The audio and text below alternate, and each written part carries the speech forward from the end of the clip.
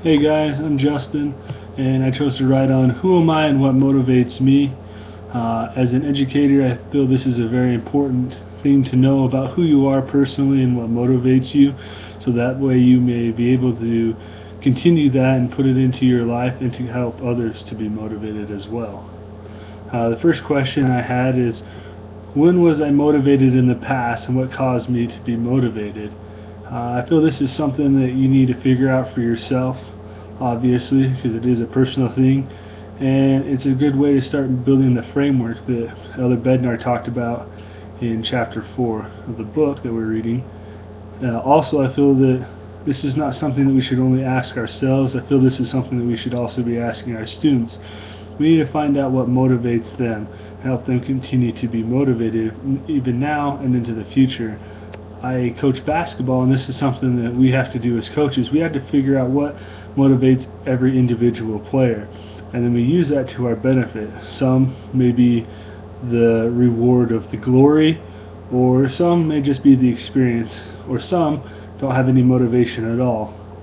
And if there is no motivation at all, then we got to find a way to spark that interest. The second question is, how can my personal actions be motivating to my students?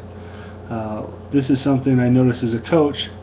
There was a big importance of how practices and games went, and even one-on-one conversations with my players, is that if I came in mad or angry or annoyed or something like that, then our players would pick up on that. And when they picked up on that, then they usually shut down, or they wouldn't pay attention, or there was the lack of motivation by them to even do what we had asked them to do. But when we came in with a positive attitude and we were happy to be there, and they could tell that, then they were happy and everything went a lot smoother. So the way our attitude is helps a lot to do with motivation. Thirdly is, who has motivated me in the past? Why were they so motivating, and how can I use that to help others? So by finding somebody in your past who's motivated you, for me, it was what my high school basketball coach. He motivated me to do basically anything. He taught me that I could do anything if I set my mind to it. So by knowing that, I'm able to help others. I help a lot of my players and hopefully future students, to find that spark that motivates them, to show them that they can succeed and that may be able to accomplish all that they wish to accomplish. This is something I feel that should be done as a self-meditating time.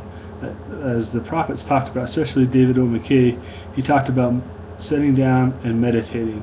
And by meditating, we can figure out what is that motivation, what is that spark that gets us going in the morning every day. And then we may use that spark to help others to ignite. And the second part of that is, we must be open to new ways of teaching and living our lives. If we're just set in our one-way directions, then it might work for a little while, but pretty soon everybody's going to catch on to it, and then the motivation will go away. Your teaching ability will start to fall, and then you will be one of those teachers.